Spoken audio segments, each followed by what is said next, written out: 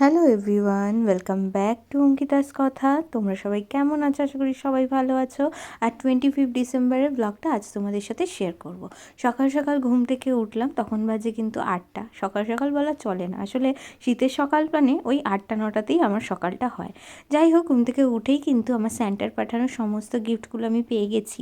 আর সঙ্গে পেয়ে গেছি গরম গরম চা, মানে আজ মা আমাকে বেড টি দিয়েছিল বলা যায়। দুজন মিলে বসে চা খেলাম, আড্ডা দিলাম।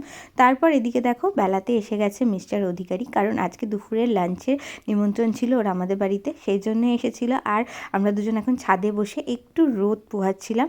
তারপরে নিচে গেলাম লাঞ্চ করতে। আজকে লাঞ্চের মেনুতে ছিল সবজি, ডাল, ঝুরঝুরে আলু ভাজা, তার সাথে লেবু। তারপর ছিল ভেটকি মাছের পাতুরি, আর পাতুরির শেষে কিন্তু রুই মাছের ঝোলও ছিল। তো সমস্তটা দিয়ে আজকে দুপুরের লাঞ্চটা জমে গেছিলো। আর শেষ পাতে অবশ্যই চাটনিটাও ছিল। দুপুরবেলা পেট পুজো করে তারপরে আমরা একটু রেস্ট নিলাম, দেন কিন্তু রেডি হয়ে বিকেলবেলা বেরিয়ে পড়েছিলাম ঘুরতে যাব বলে।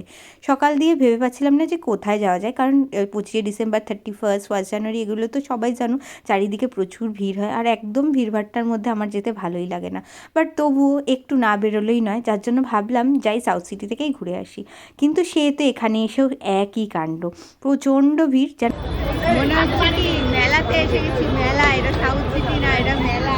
আর এবার মার চল মারলো বাড়ি থেকে বেরিয়ে যা বুঝলাম, 25 ডিসেম্বর সবাই বাড়ি থেকে বেরিয়েছে ঘুরতে যাওয়ার উদ্দেশ্যে। আমি যদি না বেরোতাম তাহলে কিন্তু খুবই ঠকে যেতাম।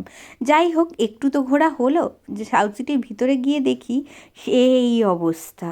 এদিকে কিন্তু সাউথ সিটির ভিতরে স্টেজ শো হচ্ছিল, এবং সেখানেও দাঁড়িয়ে আমরা কিছুক্ষণ গানও শুনেছিলাম। চলো এবার তোমরাও একটু শুনে নাও।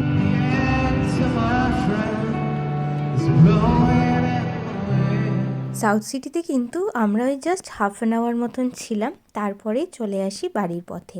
চারিদিকে এত ভিড়, আর সাউথ সিটিতে এত ভিড়, আমরা কিন্তু ওখানের অন্য কোনো ফ্লোরে যেতেও পারিনি। যাই হোক, সাউথ সিটির বাইরেটা বেশি সুন্দর সাজিয়েছিল ভিতরের তুলনায়। তারপরে নাচতে নাচতে নাচতে নাচতে আমি চলে আসলাম বাড়িতে। চলো টাটা, এইভাবেই আমার 25 ডিসেম্বর কেটে গেল।